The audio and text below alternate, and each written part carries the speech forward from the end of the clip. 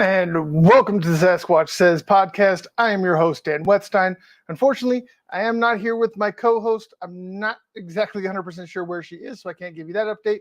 But we will go ahead and press forward, move on as we always do, and you're just going to be stuck with me again today. Unless she shows up at some point, we'll be happy to have her, and we'll go ahead and drop her in.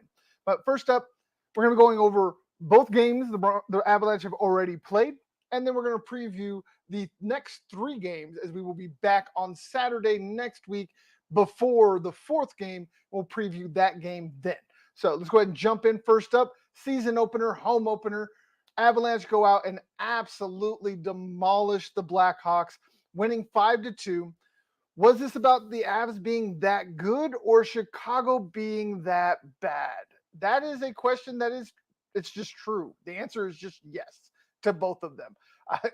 The Avalanche are that good, actually even better. I think they left a lot to desire on the ice in the opening game, but they did plenty to win, plenty to dominate. I won't harp on them too badly for that. We'll leave that for the second game that we will get into here in a little bit. But first up, concentrating on the Chicago Blackhawks. We said before the season started last week, is this a rivalry? I think it kind of was put to bed yesterday. This is the second year in a row that the Avalanche have absolutely blown out the Blackhawks in the opening game at home. It's not even close. There is no rivalry when a team cannot beat another team. That just means that one team owns the other. That doesn't make it a rivalry just because they play a lot or they're close in geography. But there's just no real rivalry left here until Chicago gets good again, which probably is going to take a couple of years. That goaltending is suspect. That defense is suspect. Really, outside of Taves and Kane, there's not much to like when it comes to the Blackhawks. So again, yes to both. Avalanche that good, Chicago that bad, and actually Avalanche can be better. So who had the better night, Val or Artie? They both had 2 goals, but Val had 3 points. I give it to Val simply for the fact that he was always in the right place at the right time, not only in the 2 goals that he scored, knocking one in on a deflection from Manson. The assist that he had was nice. He was crisp passing all night. He was one of the few Avalanche that I really don't have anything negative to say. Arturi Lehkonen, probably definitely close second on that list. There was a couple of times I didn't like the way that he over pursued things, and we saw just how detrimental that can be in game 2. So the fact that he wasn't able to correct those things from game 1 where he had a chance to go back and look at the tape. I know he only had a few hours, but there's a plane ride that he could have used. So I'm not saying that he didn't.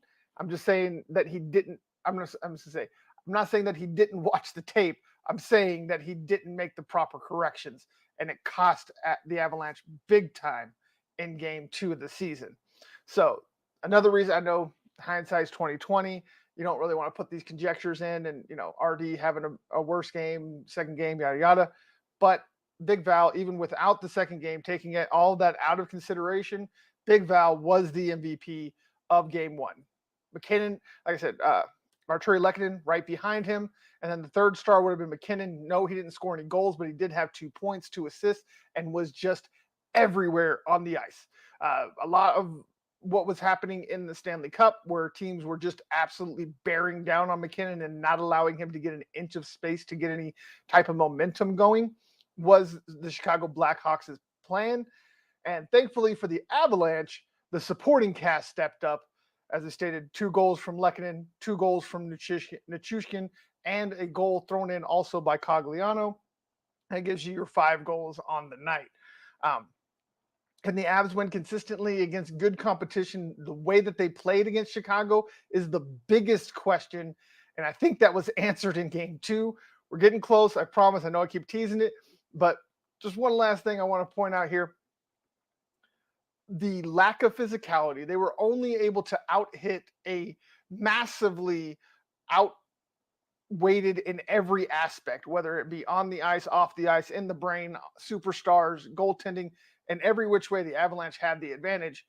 The fact that they weren't able to just step on their throats and put them out early, it took them all the way until about halfway through the third to really get that nail in the coffin, that 5th goal that really just set things in concrete and allowed the Avalanche to really kind of take a breath, get some of their starters off the ice, get some of the young guys out there, get them some time and get some rest for the vets. I would have liked to have seen that happen more like at the end of the second period, maybe beginning of the third period. But again, that's splitting hairs. It's a win. You take the win any way that it comes. There's just some things that concern me, and it was rightfully so, because no, the Avalanche cannot win consistently against good teams with the way they played the Blackhawks. And that was, again, evident in Game 2 against Calgary and in Naz's debut, Nazem Kadri, that is. In his debut for the Flames, the Avalanche looked lethargic. Yes, it was on the back end of a back-to-back. Those games that just they kind of worry you, no matter who the opponent is that after you have a nice home win and then have to run on the road, jump in a plane, get off to another state somewhere, sometimes another country, as in this case, they had to go all the way to Canada on the same night. So you have to go through not only the rigmarole of going on a plane ride to another state, but to another country. You got to bring your passport, you got to go through customs. All of those things apply. Yes, they have some special things that get them through a little bit quicker than the average human, but they still have to go through those things. It is still tiresome. It is still grueling and grinding. And unfortunately, the Avalanche were not able to catch their second wind until it was too late.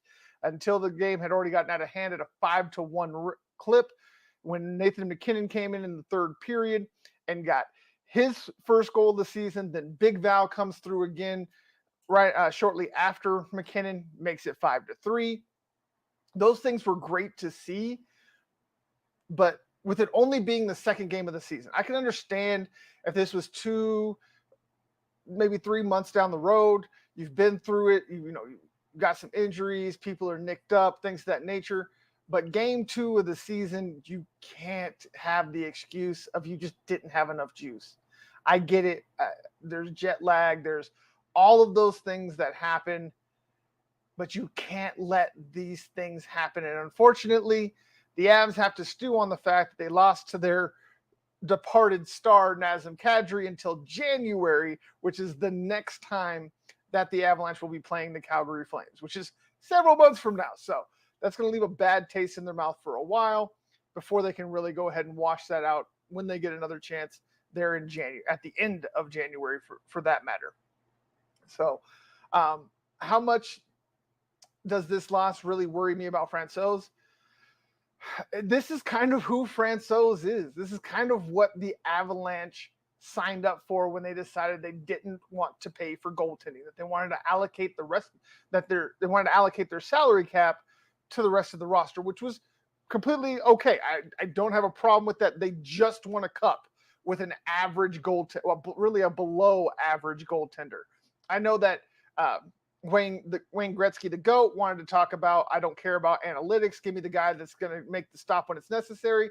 Well, I mean, outside of a real short stretch in the playoffs, Kemper really wasn't that guy. When you look at him in the regular season, he was definitely not that guy. And at multiple times during the playoffs, he wasn't that guy either. So I get that he won the cup. He is a veteran. I do like the upside of Georgiev, the youngster that they got from the New York Rangers. I like his upside. I think with some seasoning, he's going to be the one to take over the lion's share of minutes in between the posts. I do believe he is going to be the starting goalie. He showed in game one that he is more than up to the task against at least an average team. Obviously, you want to see him going up against some of the top competition, see what he would have done against the Calgary Flames, for example. But again, back-to-backs, you don't want to put your goalie out there, risk him like that, especially this early in the season. So I completely understand why going with Francouz. And he's been a steady force as a number 2 goalie for the Avalanche as we have moved forward since he was brought up about, I think it was 3 years ago. Yeah, three or 4 years ago. I can't remember off the top of my head exactly when he was brought up. But since then, he's always been a kind of steady presence as that backup goalie. You've seen moments like when he made that ridiculous save against Calgary in the first period where he was completely out of position and just dove and somehow got his stick on the puck to save a goal from going in. Was absolutely insane. And then you'll see him turn around and give up 4 goals after that. That's the infuriating nature of Francouz, is that he's just not consistently good. There's times where he's good, other times where he's really good, and then the rest of the time he is really, really bad. And he's got to figure that out one way or another. If he ever wants to even think about taking that next step to being a starter with anybody, because I mean, if you're looking that bad with this roster, there's a serious problem going on there. Whatever it is, Frankie needs to get it figured out. I believe that he can, and I do believe he is unfortunately going to be a backup goalie for the entirety of his career. I just don't think he is going to ever be consistent enough to be a starter. Same thing goes with Georgiev. He has to find a consistency. He has to show out better, especially against bad teams like the Blackhawks.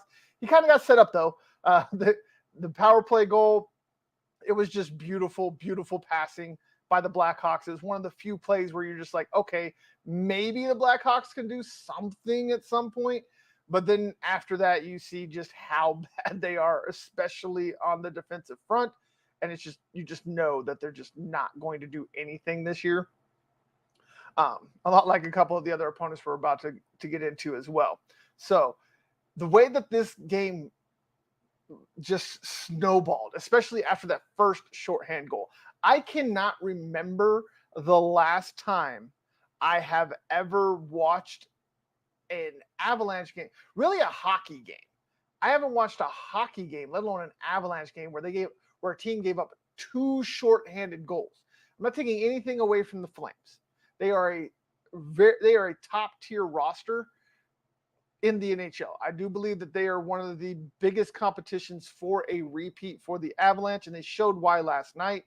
But with the way that it went, you got to wonder, was this something that showed us why Landeskog is missed? And is this the type of game that Landeskog could have made a difference? I have to believe yes. I have to believe that the captain would have gotten the team together. I mean, you love Mac, you love Cale. Those guys, they lead in a different way. They're not the ones that are going to bring the team together and get them on the same. That's the captain's job. That's why he wears the C, and he is exquisite at it. He has always been so good at getting his team refocused in the most dire of situations and getting them back on track. You saw that time and time again last year during the regular season, and especially towards the end of the playoffs in the conference finals and the Stanley Cup finals. You absolutely saw Landeskog take over this team and steer them to a championship. So I have to believe that these are the games that Landeskog is going to be missed the most. Unfortunately, there is no timetable. Thankfully, the Avalanche still have a very small injury list. As of right now, it is Gabe Landeskog, Darren Helm, and Jacob McDonald are the only 3 guys that are on injured reserve, or well, on the injured list. Unfortunately, all 3 are on injured reserve because they are going to miss weeks, if not months. And with Landeskog's injury being undisclosed, Who knows? We don't. Unfortunately, I can't give you a timetable. There is no updates. I kept looking overnight throughout the day. Nothing has been let out from the Avalanche on when Landeskog can be expected back, or Helm for that matter. McDonald is kind of week to week at this point, and it's kind of an also. He's just a guy. You like the physicality and presence that he brings on the ice, but that's not the big one. Helm and Landeskog are huge. Those were two veterans that were able to steer this team through the worst of times last season when players were injured, and also through the worst of times in the playoffs, again, when players were injured, such as Nazem Kadri, etc. So, really, they're going to want to get back Landeskog as soon as possible. Otherwise, you might see a few more of these ugly wins that they just kind of snowball and get worse and worse as the game goes along. Sorry, I need a drink. All right. So, how do the Avalanche avoid another loss like this? They have to believe in themselves the way they believed last year. A lot of what happened last night was the Avalanche allowing the Flames to get in their head, because up until it was about 8 minutes into the third period, the Avalanche had 18 total shots on goal. That's it.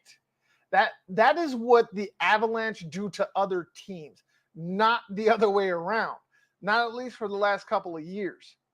So to see the Avalanche really have their own game plan, and I think, as cheeky as it might be, Kadri had a little bit of something to do with this. He knows how this team works, and especially on a back-to-back, on how they might come out. And the Flames were ready. They were ready for everything. They always seem to be in the passing lane, no matter how the puck handler looked them off or moved.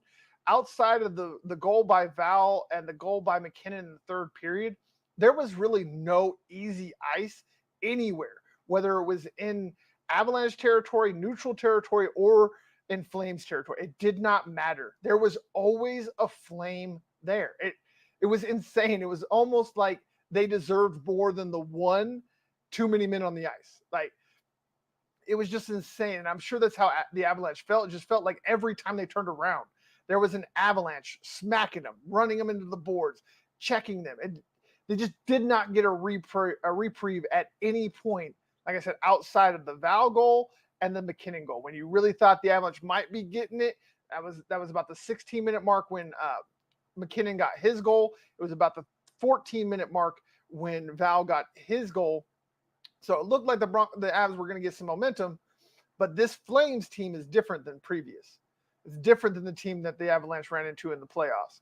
This is not the same Flames team, and they are looking pretty nice, even when the chips are down. They don't roll over like they used to. They got a lot more attitude. I think the additions of Nazem Kadri and Zadorov are bigger than people even imagine, especially Zadorov.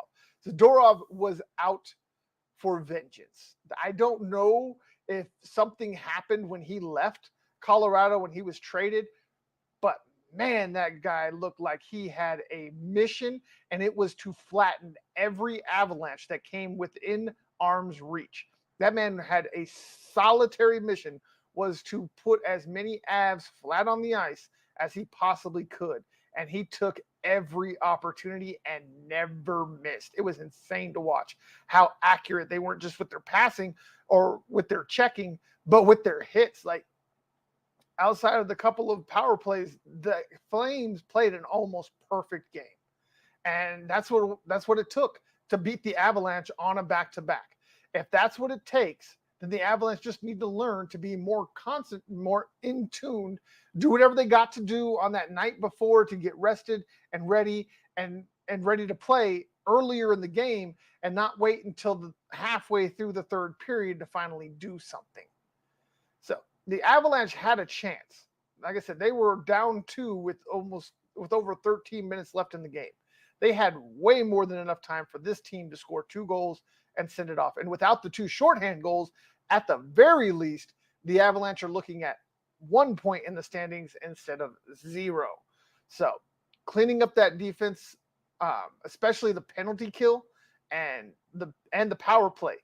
Defending on the power play, getting crisper with the plays and the movement and the passing. It was just everything was just so off against the Flames. So if the Avalanche can go ahead and tighten those little things up, they can avoid another loss like this. Next up, we have the Minnesota preview. Minnesota Wild, for the first time, the Avalanche are facing. This is what I will call a rivalry. The Minnesota Wild are definitely a rivalry, as they do beat the Avalanche. And even when they're bad, this is one of those situations where it doesn't seem to matter how bad the Wild are. They always seem to give the Avalanche trouble. Well, this season, the Wild might be the worst they've been in a while. I think they still have some moments. They opened up the season October 13th against the Rangers, lost 7-3, which means they gave up as many goals in one game as the Avalanche did in two, and the Avalanche only lost one. So Wild are going to have to step it up, especially on the offensive end. They are 19th in the league. With I know it's only one game, but still 3 goals. That's not going to do it. Goals against, though, they're right there with the Avs, tied for 24th. But again, the Avs took 2 games to get there. To the Wild's only 1. Power play percentage, Avs are already at third, 50%. Excuse me. Sorry, guys. Trying not to burp in your ear. That would be rude. I apologize. I'm sure that looked kind of weird, but Minnesota Wild, they are going to have to score some more if they want any chance of beating this Avalanche team. Problem is, I don't think they have enough scoring to really keep up with the Avalanche, especially if the Avalanche get going early. Now, if their goalie somehow stands on their head and has a career day and somehow locks down the Avalanche, which I don't see happening, but you never know. Weirder things have happened. Again, this is the team that weird things tend to happen with the Avalanche. So even when they're bad, the Avalanche have to be on their toes. And I do believe they will be after that loss to Calgary. I don't see how they allowed 2 embarrassing losses in a row, even though the Calgary wasn't so much embarrassing for the opponent, but the way they played the opponent. This one, they would have to be an embarrassment to really give the Wild a chance to win in this one. Right now, let's get this pulled up here. Where did he go? All right, yes, Marc-Andre Fleury right now has only a .800 save percentage. That's enough to get just about anybody else sent to the minors if they are consistently that bad. Obviously, this is one of the best to ever play the game. You have to think that he's going to that he's going to rebound, but he is getting up there in age, so there's no guarantee. And the Avalanche, I mean, he tends to be really good against the Avs, but again, age, team around him, I just don't think he's got enough of a supporting cast. And I don't think the Wild did enough to shore up, especially their defensive line, their blue line. So the Avalanche just might have a walk in the park as long as they come in focused. They don't overlook the Wild, and they take them as seriously as they need to make sure that they beat them. So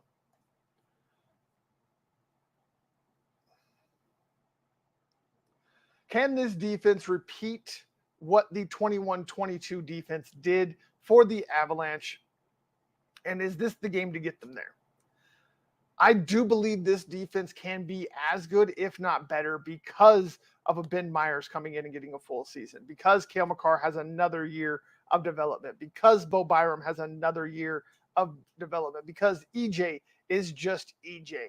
I do believe this defense can get right, can do the things they need to do, can avoid being out-muscled the way that they were in Calgary. I think they have a really bad taste in their mouth, and I do believe that this game against the Wild is the one they're going to use to get right, and they are going to be absolutely nasty against the Minnesota Wild.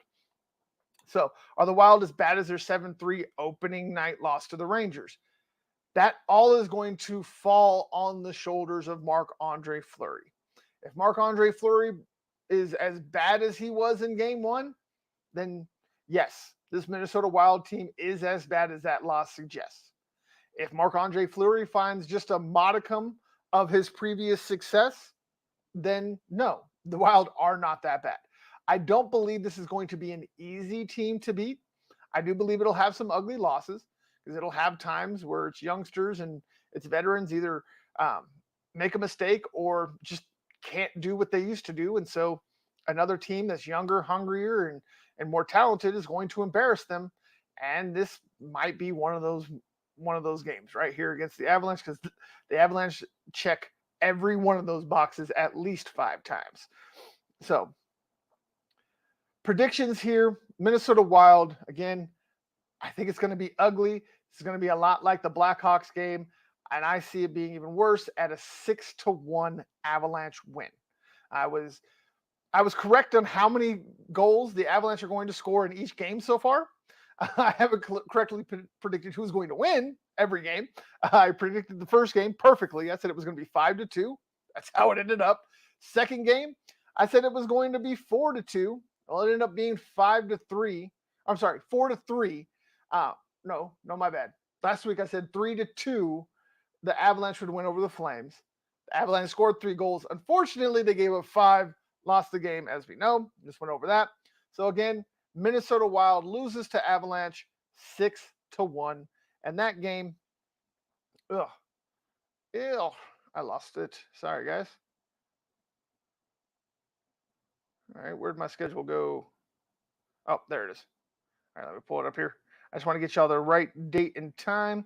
It's October 17th. The time will load. Sorry, at 6 p.m. Mountain Time. All right, Monday, October 17th. So just 2 days from now, 6 p.m. Mountain Time on Altitude TV. If you have it, good for you. If you don't, I'm sorry. Try and stream it. I have DirecTV Stream for those of you that don't know ways that they can get the Avalanche. These are not my sponsors. I'm just trying to help you guys out. And I am not going to be Vic Lombardi telling you to budget better for your TV. That was insane. I know Vic meant better than that, but bro, can't say things like that. Now, the options you have are Dish Network, DirecTV, Evoca TV, and now Fubo TV. So you have 4 options now that you can get them if you want to get rid of Comcast. Now y'all might want to be like, "Oh, I have my bundle." Well, a lot of times if you actually look at it, you can save money. I know I saved $20 a month by going to, thankfully I got CenturyLink. So I have CenturyLink internet, again, not a sponsor, just got them, just letting y'all know. I got CenturyLink gig internet, fiber, and I went and got DirecTV, and together they cost less than it's like $105 after tax, and I have every channel except for NFL Network and NFL Red Zone that you could want.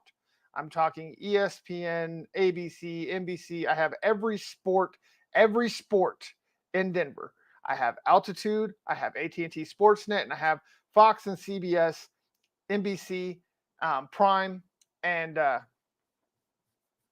ESPN. Again, for Monday Night Football. So I am able to watch all of them for just over $100 a month. That's my internet at a gig and all of the Denver sports for $100 all together with DirecTV Stream and my gig internet from CenturyLink. So if you're looking for a way to watch them, and you don't have to have CenturyLink, just any internet.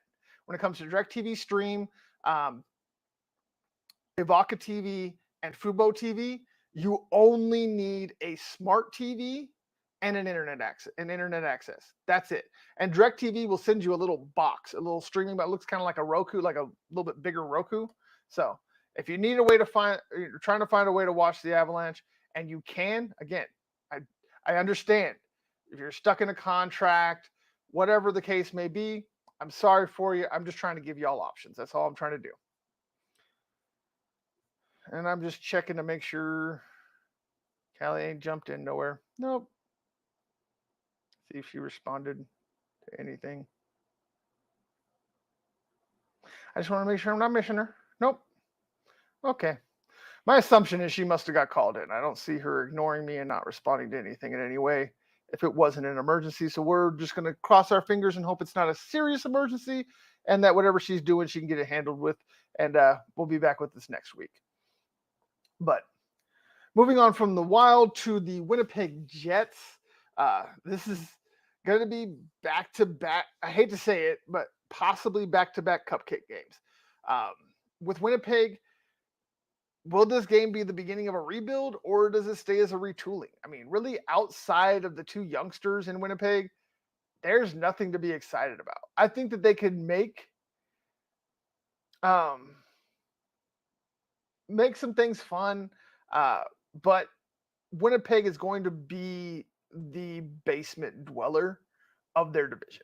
That it's just they're that bad. They're not going to do anything. I know there's some people out there like, oh, maybe if they do this, this, and this, they can make it to the playoffs, get in there, blah, blah, blah. No, it's not going to happen.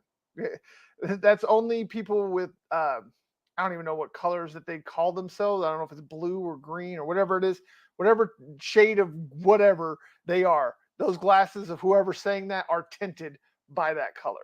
There's no way other than people that are absolute Jets fanatics that could believe that this team is good enough to do anything of any significance. But I do believe this could be ugly enough that the Jets rethink just retooling. Their goaltending is bad, and that is a bad recipe when you're playing the Avalanche. I don't care how good the rest of your roster is. If you don't have at least an above average goalie, you run the risk of being absolutely demolished by the offensive firepower that is the Colorado Avalanche. And their defense is suffocating enough and fast enough that it will be absolutely ugly. It's not going to be a 7-6, 8-5, 8-7, or any crazy stuff. No, it's going to be like 7-1, 8-1. One of those ridiculous baseball scores for hockey. And the problem is, though, there's a bit of I hate to call games trap games, but this just might be one. You have in between the Minnesota Wild, you got the Winnipeg Jets, and then the next game is against the Seattle Kraken and a couple of old friends, Grubauer. Oh man, I completely forgot his name. Sorry, we'll move on. I'll remember it eventually. Burakovsky. There we go. Jeez, I don't know why Andre's name just dropped out of my head, but Berkey and Gru. So they could be looking ahead. I want to say that the Avalanche team is disciplined enough, is veteran enough that they wouldn't make that rookie mistake to overlook a team like the Jets, because while they can be really bad, I think they are good enough to be dangerous when teams overlook them. I think they have enough pride in the players that they do have on the ice that if you disrespect them, they can't surprise you. So while the Avalanche do have a lot of veterans, the loss of Landeskog and Helm is again where it could prove huge in a game like this. Thankfully, it's not a back-to-back. They'll get a night in between. So hopefully that'll help them refocus. And there's another night between them and Seattle. And then they got a back-to-back with Seattle and Vegas on that Friday and Saturday. And with it being home, though, as I think is what is the biggest difference. If this was in Winnipeg, I would be a little bit more worried. But with the fact that they're coming home after a game that they're most likely going to win and dominate Minnesota on Monday, they get a night off, get to play at home on the 19th, a 6 p.m. game, so it's not too late. I do believe the Avalanche can win this game and will win this game. So we'll go ahead and go with predictions. I do believe, again, the Winnipeg Jets are going to put up a fight. It's not going to be as easy as the Wild's game, but I do believe they do still win pretty handily in a 3-1 contest. I don't think it gets quite as out of hand as the Wild game, but they still do enough domination for you to be like, okay, this team is back and they're rolling. So, final preview of the week is the Seattle Kraken, as we just stated. Another game that has some old friends, excuse me, coming to Denver. This is in Ball Arena. It is a home game against the Kraken. Gru gets to try and show that it wasn't the defense that made him a Vezina Trophy finalist, but I don't believe he will. I said this all year last year. Callie said it too. We both agree on this. Gru was the product of his environment. Philip Grubauer was a Vezina Trophy finalist because of his defense, not because of Gru. And they showed it again last year when they did the exact same thing with Kemper. He wasn't quite as good as Gru, but he cost less, and they actually got the championship instead of getting booted out in the first round. Kemper actually got better in the playoffs instead of what Gru did, which has got worse. But we don't want to just talk about the old guys. There's a couple young guys that are in Seattle that could make the Kraken fun. So, will the rookies in Seattle make it fun? I do believe so. I don't think the Kraken are going to be good, but I think they're going to be better. They're definitely going to be better than they were in year one. And I think they're going to put up even more of a fight and be even more dangerous, especially on the front end of a doubleheader that has the Avalanche looking at their number one rival, the Vegas Golden Knights, who they finally vanquished last season, and they get a chance to prove that it wasn't just a fluke in Vegas the next night. So as much as we were talking about the last game being a trap, this is the one that worries me the most.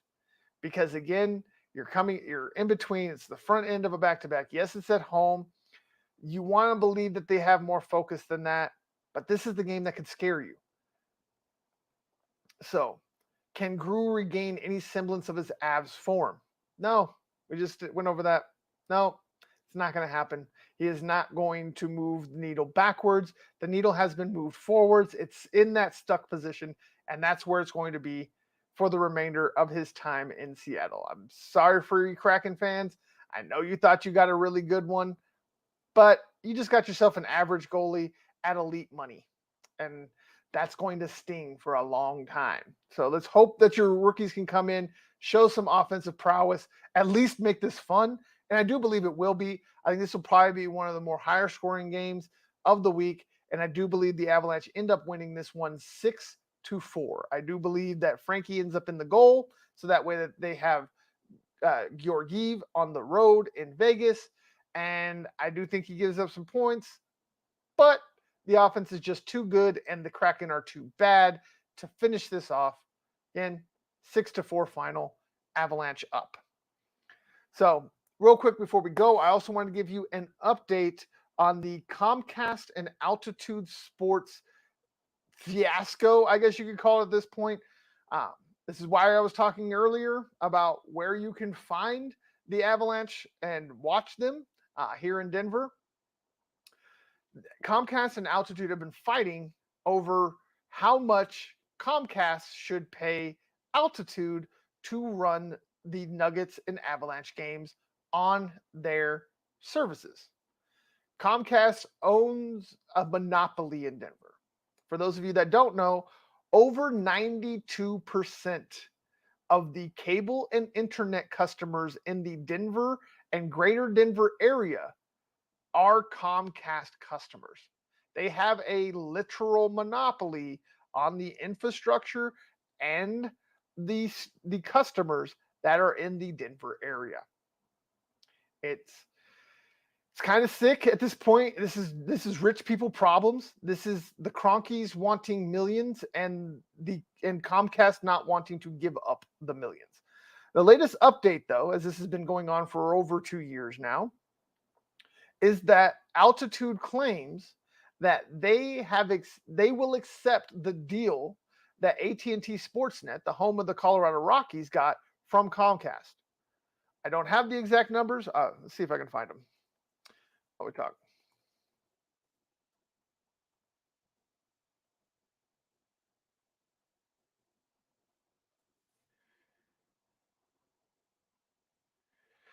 All right, here it is. TV deal. It's an average of $20 million. So they are willing to take the same amount, $20 million, as the Rockies. Now, do the Avalanche and Nuggets deserve the same money as the Rockies? I would say the Rockies don't deserve any money at this point with how bad they are and how horrible they are to their fan base. Just how inept that team is, and it's run by the most inept owner in possibly all of sports. He's not the worst owner. When we talk about being a bad person, he's not the worst person. We obviously know there's a Dan Snyder and a couple other guys that are out there that are absolutely worse. But when it comes to ineptitude, he takes the cake. Him and Schneider are two of the worst owners in sports. They, I swear, are in competition with each other to see who is the most incompetent on a regular basis. It's absolutely gross and insane. So that's with the case. Before we go, I wanted to ask you guys, do you believe the Avalanche and Nuggets should be getting paid as much as the Rockies? And if they were, would you be willing to pay, or if they weren't, but the Avalanche and Nuggets were able to get on TV, but it cost you an extra $5 to $10 a month on your cable package, would you pay it? I would love to hear what you have to say. The Twitter is right down here. Boom. @_ the answer is 42. All of the social links are down in the description. As you know, they are always there. Easy for you to access. Just click, hit the subscribe, hit the follow button. Make sure you hit the bell so you get the notifications of every time that we go live and post videos. We love every single one of you guys. We appreciate you. We're at almost 4,500 followers on Twitter. We are punching that. We got to get ourselves, we got to double up. We got to get to 10,000 so that way we can really get monetized and really start giving y'all some production value. I can't do this without you. We have a $0 advertising budget, guys. The advertising we have is word of mouth. So make sure you're liking, you're subscribing, you're sharing. All of those things, they're free for you, but they are priceless for us. So make sure you hit all the red buttons, launch all the nukes, clear out the way so we can bring you the news you deserve, which is just honesty and truth. No fake debates, no BS. We are just here to give you the facts and let you decide from there. We have our opinions, but we don't press them on you. We're just here to get you the information you need to make your decisions in the way that are best for you and yours. So for Sasquatch Says Podcast, I am your host, Dan Wetstein. The answer is 42. Don't question the blue.